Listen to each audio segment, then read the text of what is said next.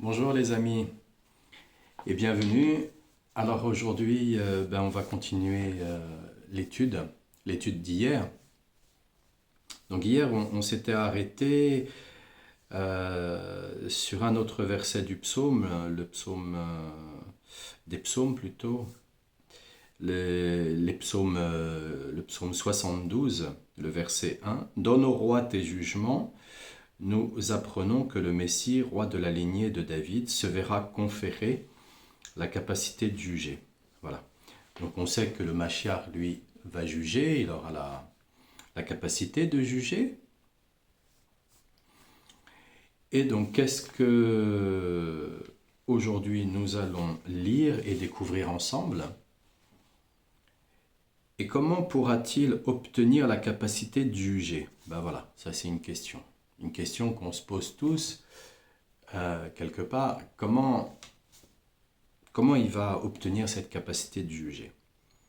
Grâce à la charité, car celui qui a la vertu de charité détiendra la capacité de jugement. Voir le Deutéronome 33, verset 21. Il a fait preuve de charité selon Dieu et a accompli ses jugements. Ou encore dans le psaume 99, verset 4, « Tu as fait régner chez Jacob à la fois le jugement et la charité. » Car la charité se pratique par le biais du jugement, selon le verset des psaumes 75, verset 8.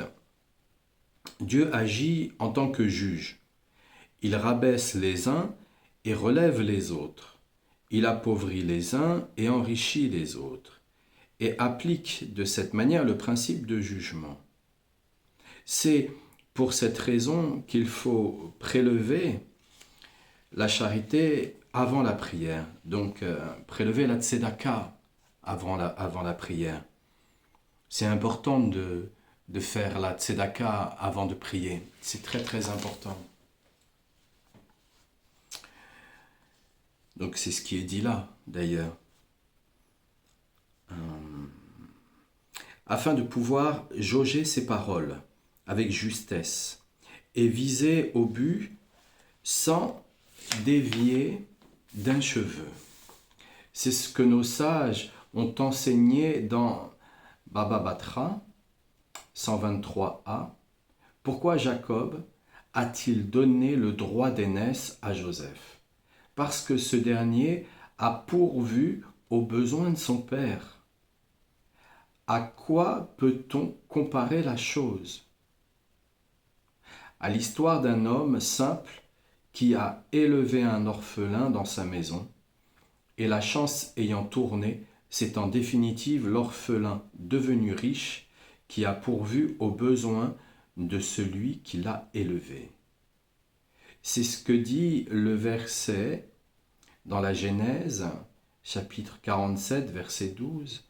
Et Joseph a fourni du pain à son père et à ses frères, selon leur progéniture. Or, le mot progéniture signifie également la parole d'après le verset d'Ézéchiel, chapitre 21, verset 2. Parle au sud. Nous voyons qu'il y a un lien entre la charité et la fourniture de pain, la prière et la parole.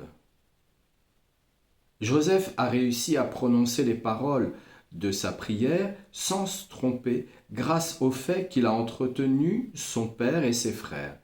Et c'est au nom de cette charité que Jacob, porteur du jugement, lui a donné le droit d'aînesse, qui a un dénominateur commun avec la prière, comme rapporté précédemment. C'est moi qui t'ai donné une part supplémentaire vis-à-vis de tes frères, car Jacob avait la capacité de jugement.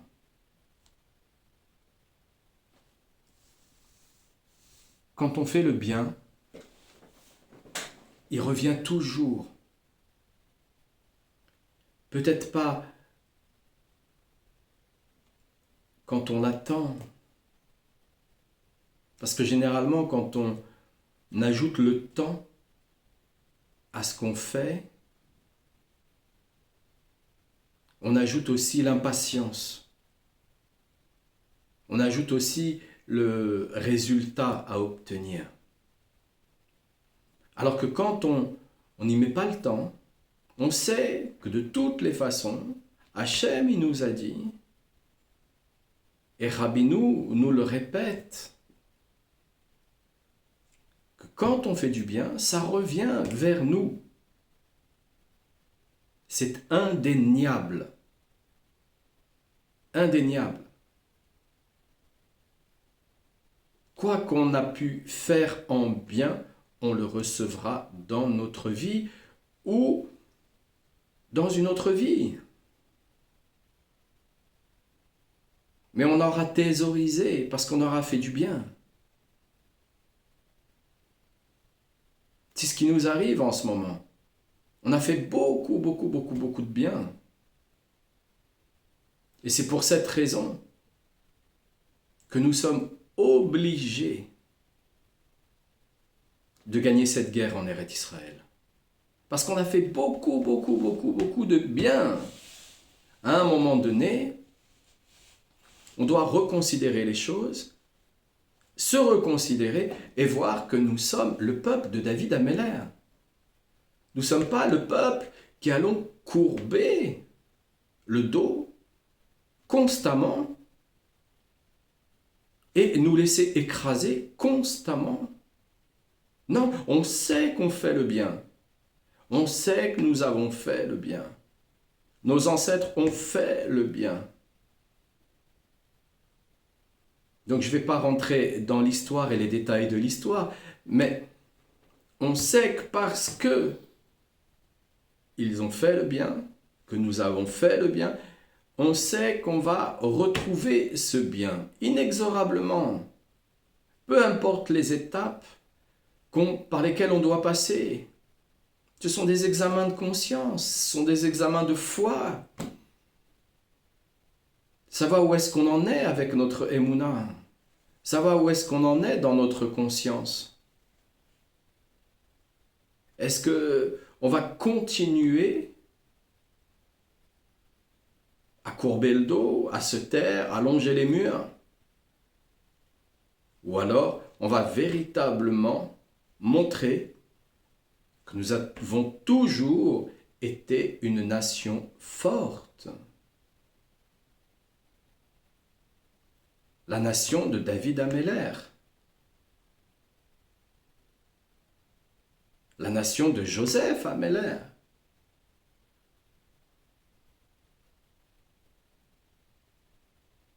La nation de Moshe Rabbeinu.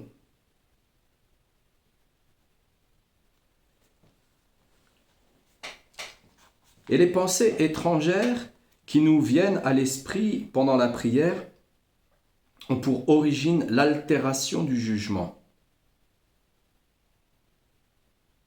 Eh oui. Dans la prière, si nous suivons nos pensées, on n'est plus à l'intérieur de la prière.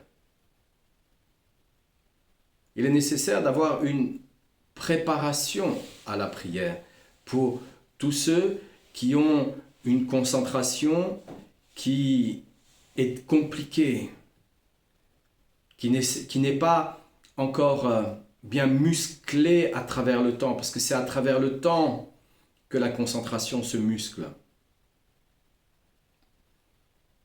Ça ne vient pas comme ça. Donc la concentration, c'est comprendre déjà une chose, le mental a été fait pour penser. C'est un émetteur-récepteur. Le corps, c'est un émetteur-récepteur. Donc on aura toujours des pensées. Maintenant, est-ce qu'on les suit ou est-ce qu'on reste concentré sur ce qu'on a décidé de faire? En l'occurrence, la prière. Donc quand on reste concentré sur la prière, on peut parfois entendre la roue qui tourne en arrière dans un plan différent de ce que l'on veut mettre en place, c'est-à-dire la prière, et on ne doit pas le suivre. Si on la suit, bien souvent, parce qu'on n'a pas aussi musclé nos émotions. Avoir des émotions stables, c'est commencer par une nourriture qui est moins riche que celle dont on a l'habitude. On doit se couper du goût. Manger parce que c'est une nécessité. Mais manger d'une façon là de ce que les chefs cuisiniers et tous les inventeurs de la philosophie du goût, les épicuriens, ont mis en place, vous fera perdre inexorablement la concentration. La seule façon, c'est de manger comme nos ancêtres. C'est des grillades. C'était cuit au feu de bois. Ils prenaient éventuellement une casserole, ils mettaient de l'eau, ils mettaient des légumes à l'intérieur, ils prenaient les épices qu'ils avaient à côté d'eux. Et on mangeait de cette manière-là. On mangeait très très simple. C'est parce que on a été dans de nombreux pays, on s'est mélangé avec d'autres, on a échangé d'autres choses, qu'on s'est laissé influencer par les us et coutumes des autres, qu'on est arrivé à préparer des sauces, à préparer différentes choses. Mais quand par exemple, quand on vit dans un pays qui est différent du Moyen-Orient, on n'a pas les mêmes épices. Alors aujourd'hui, oui, on les a parce que ils font du commerce avec. Mais en vérité, on doit consommer les épices du pays dans lequel on se trouve. Même de la région dans laquelle on se trouve. La région dans laquelle on se trouve, elle porte une énergie. Le pays dans lequel on se trouve porte une énergie. Si on vient ajouter d'autres choses à cela, regardez ce qui se passe. Le manque de concentration, il se fait bien ressentir. L'abus du sucre se fait bien ressentir aussi dans le manque de concentration. La seule façon d'y arriver, c'est commencer par vouloir y arriver. Après, il y a des petites techniques en vérité. Le clou de girofle est un bon élément pour se sevrer de certaines addictions aux aliments tels que le sucre et autres. Il y a une façon de le préparer. Mais qu'est-ce qu'il nous dit? C'est si on n'est pas concentré, on a forcément une altération dans notre jugement. Donc on est en train de faire une prière et on n'est pas à la prière. À quoi ça sert? Est-ce que nous sommes des perroquets? Et on est là juste pour imiter? Non, on n'est pas ça. On n'est pas ça. On est les enfants d'Hachem. Donc on doit y mettre notre cœur dans cette prière, mais il y a une préparation. C'est bien gentil de parler de concentration, mais bien souvent, on ne sait pas ce que c'est que la concentration. Donc il y a ces petites choses-là, mais il y a encore plein d'autres choses, plein de facilités. Et peu importe l'âge, je vous assure, peu importe l'âge. Bien souvent, les problèmes d'addiction alimentaire, sans rentrer dans d'autres addictions, bien souvent c'est un dérèglement au niveau des parasites, des bactéries et des champignons que nous avons naturellement dans les intestins. Et un dérèglement. Donc il faut nettoyer. Ensuite, la concentration, elle vient. Maintenant, si vous avez une journée agitée et que vous souhaitez rentrer dans la prière, exactement, si vous avez une journée agitée et vous voulez avoir un jugement, vous voulez savoir si ce qu'on vous propose c'est une bonne affaire, si c'est agité en vous, vous allez passer à côté de l'affaire. Vous devez vous calmer. Donc pour ça, chacun a sa façon de faire, mais marcher déjà dans une bonne allure en se taisant. Jeûne de parole dans ces moments-là, c'est important. Ni musique, ni parole. Marcher, tout simplement. Concentré sur sa respiration va permettre justement de diminuer la pression artérielle et de là, on peut rentrer plus facilement dans la prière. Parce qu'on est plus calme, beaucoup plus calme.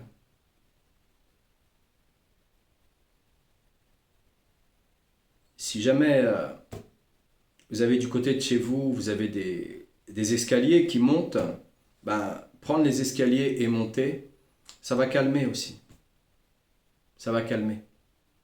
Pas à vive allure, ça sert à rien, c'est pas une compétition. D'ailleurs, la compétition, j'ai horreur de ça, mais je suis pas en train de parler de moi de toutes les manières.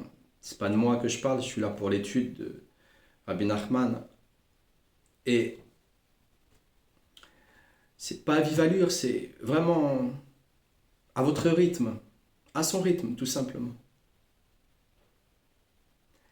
Donc, qu'est-ce qu'il nous dit ? En effet, le jugement a un lien avec les yeux, comme le dit le verset de la Genèse, chapitre 14, verset 7. Et ils arrivèrent à l'œil du jugement. Et c'est à propos de Jacob que la Torah évoque dans le Deutéronome, chapitre 33, verset 28, l'œil de Jacob.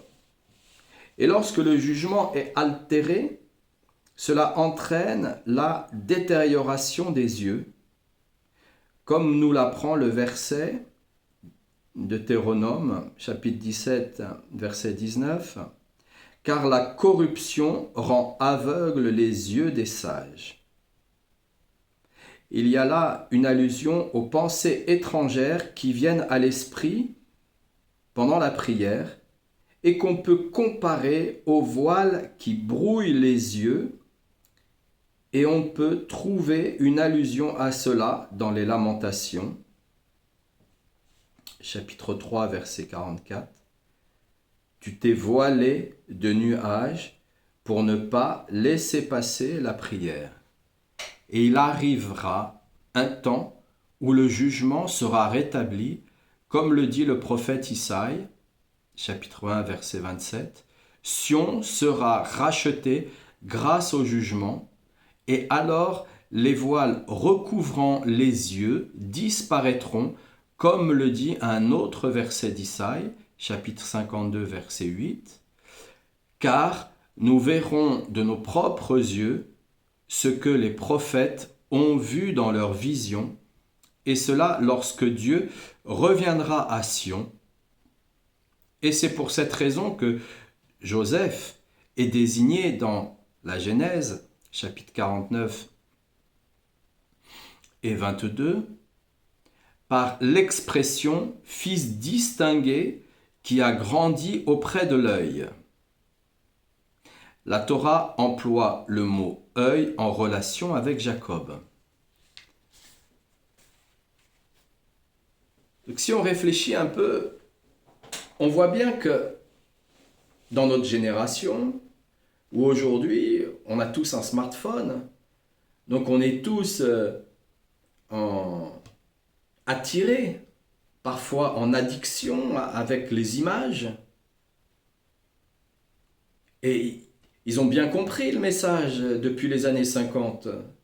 C'est pour cette raison que la télévision est venue dans les foyers, parce qu'ils ont bien compris le message. Plus l'individu, on va le détourner par ce qu'il regarde, plus l'individu sera manipulable. Donc aujourd'hui, après toutes ces années, en 2024, on voit bien que beaucoup d'entre nous sont totalement addicts de ces images. De l'œil, ça touche directement la dopamine dans le cerveau. Ce système, en fait, de stimulation qui fait que vous prenez n'importe quel bébé, dès que vous lui faites goûter un peu de sucre, il va tout le temps en redemander. De toutes les façons, un enfant, dès que vous mettez dans sa nourriture autre chose que le lait maternel, vous voyez l'enfant qui change. Il change totalement de relation avec le monde, en fait. Il est plus aussi apaisé, même si un enfant, ça crie pour s'exprimer, mais il est plus aussi apaisé.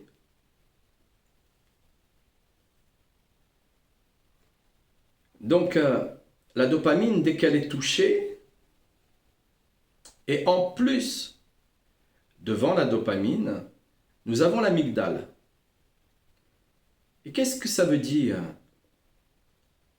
L'amygdale, c'est le centre émotionnel.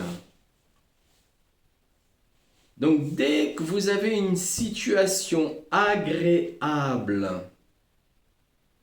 et en plus avec du goût, automatiquement, votre corps va emmagasiner l'information. Vous allez trouver ça agréable, c'est votre cœur. Et ensuite, cela va être des mémoires au niveau des organes. Les souvenirs se trouvent dans le cerveau. On a une zone de souvenirs. Mais la mémoire des situations, c'est pour ça qu'il est difficile parfois de faire tchouva sur une situation. C'est pour ça que nous devons faire tchouva tous les jours. Tous les jours. C'est comme un entraînement qui va nous muscler pour aller vers ce que l'on veut et s'écarter de ce que l'on ne veut pas. Donc, cette mémoire, elle est directement à l'intérieur des organes. Pourquoi il est difficile de gérer la colère chez certains? Je l'ai entendu combien de fois, comment c'est difficile de gérer la colère chez certains. Parce que la colère, elle est venue se greffer dans le foie, la zone du feu. La zone qui va permettre, en fait, de créer des motivations chez l'individu. Nous avons le cœur qui va naître en premier avec l'embryon. Dès que l'embryon va passer au stade fœtal, nous allons avoir les reins et le foie qui se forment en même temps. Les reins, la zone des peurs, à gauche les peurs de la mère, à droite les peurs du père. Et le foie, la détermination, la motivation, la colère. La colère quand elle est gérée par l'impatience, la colère quand elle est gérée avec attente, la colère quand elle est gérée avec la domination. Ce qui se trouve à l'intérieur du cœur en fait, qui nous vient de nos ancêtres, de nos générations. 4 générations, a-t-il dit, Hachem. Sans parler du fait que dans ces 4 générations, qu'est-ce que nos ancêtres ont ajouté encore comme expérience avec lesquelles nous allons nous retrouver? Mais si aujourd'hui nous avons ces expériences, c'est parce que nous en sommes capables. Hachem ne nous donne pas des expériences à dépasser parce qu'on en est incapable. Il nous en donne parce qu'on en est capable. Maintenant, c'est exactement comme l'entrée au CP. Dès qu'on rentre au CP, on ne va pas passer notre bac.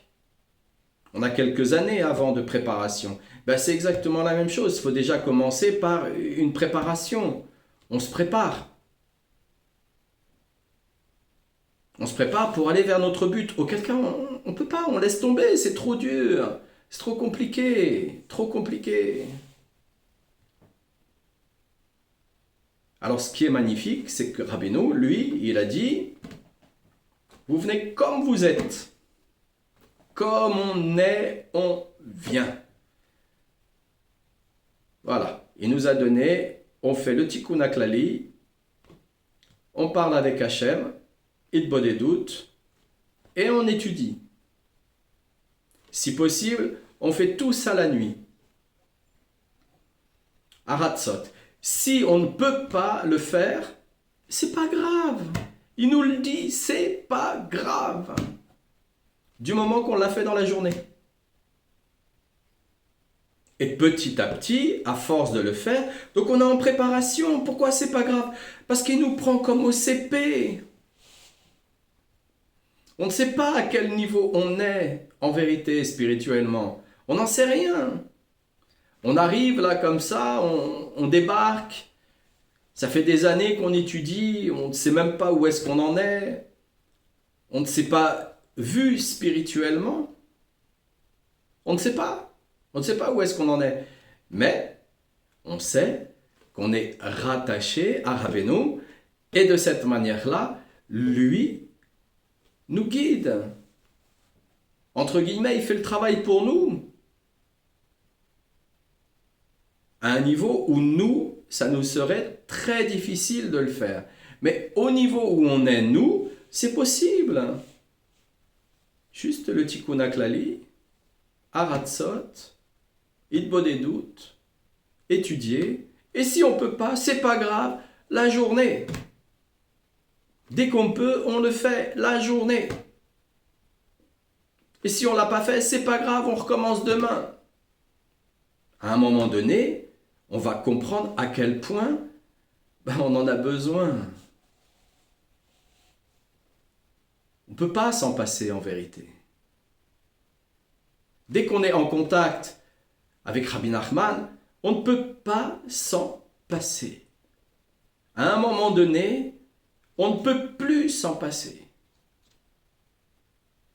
Et si d'ailleurs on vit une expérience où on doit s'en passer, cette expérience, inexorablement, elle est reliée à une caractéristique d'orgueil qu'on n'a pas encore compris. C'est difficile de comprendre toutes les caractéristiques de l'orgueil. L'orgueil, c'est un tronc d'arbre avec plusieurs ramifications. C'est très complexe, très très complexe. Comme le disait Shlomo Ameler, tout n'est que vanité ici sur la terre. On fait quelque chose, ça y est, on croit qu'on a touché la lune. Ouais, mais on a touché quoi? On a juste fait un petit quelque chose, on a juste peut-être réussi une action commerciale, peut-être réussi l'éducation de nos enfants, peut-être réussi notre couple.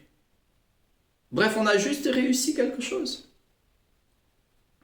Alors oui, c'est important de s'auto-féliciter. Mais de là à aller se vanter de ce qu'on a réussi, à quoi ça sert?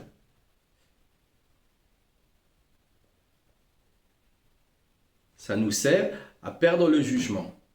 Ça nous sert à rentrer dans les nuages. d'avoir les voiles devant les yeux, de ne pas pouvoir voir ce que nos sages ont vu au moment où ils l'ont vu. Alors qu'on n'attend que ça. On n'attend que ça, de voir véritablement. Il y a un effort. Il y a une rééducation. Ce n'est pas nos yeux physiques. Non, nos yeux physiques, non, c'est pas eux. C'est notre œil intérieur. Il y a une rééducation à l'intérieur. C'est exactement pareil. Le physique à l'extérieur, c'est quoi? C'est la carrosserie d'une voiture. Avec le temps, on voit bien ce que ça fait, les carrosseries de voiture, avec le temps. C'est pareil. Le physique à l'extérieur, c'est ça. Ce qui compte, c'est le moteur à l'intérieur. C'est pas... Le moteur, c'est celui qui doit durer. C'est celui qui doit nous amener là où on veut. Le matin, quand on monte dans notre voiture, peu importe la marque, peu importe le modèle, peu importe son année, ce qu'on veut, c'est qu'elle démarre et qu'elle nous mène là où on doit aller. Le reste, après, c'est...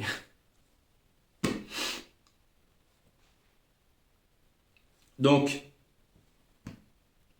c'est des nuages.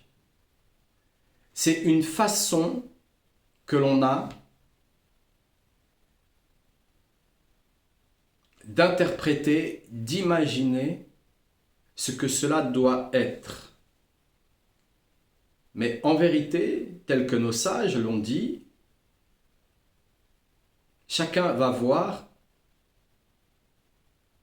de la manière dont il doit voir. Il y aura forcément un point commun à toute chose que l'on voit. Il y a un point commun, mais il y a une façon. Pourquoi? Parce que on va voir et on voit une partie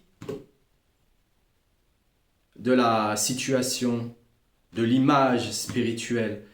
On voit une partie de cet absolu.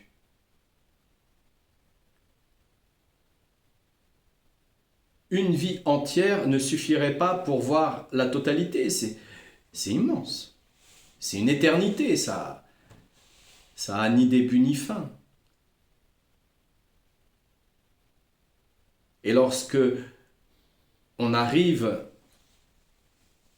au point nommé, on est là où tout s'annule. Le début comme la fin s'annule.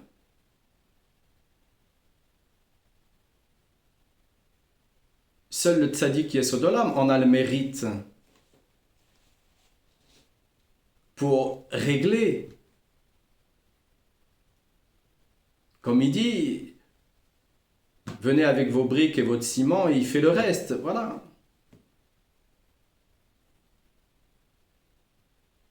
On vient avec ce que l'on croit et que c'est impossible de faire. Impossible d'y arriver. Et pourtant, Rabbeinu, lui, il le fait. Pour nous. Par miséricorde. Par amour. Parce qu'il a dit. Et il le fait.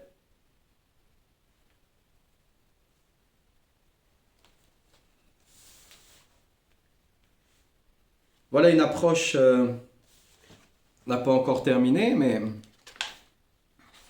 de la Torah 2. Et c'est très bien d'ailleurs parce que il y a beaucoup de choses à voir et il me faut aussi laisser le temps au temps, chaque chose en son temps, un temps pour chaque chose. Et bientôt, j'espère, à la grâce de Dieu, je ferai des lives. Et puis de cette manière-là, on aura la possibilité de pouvoir échanger. En tout cas, chaque enregistrement, c'est un jet. Je n'essaye pas de faire de fioritures. Voilà, c'est juste un jet et ça passe. Alors je vous dis À demain.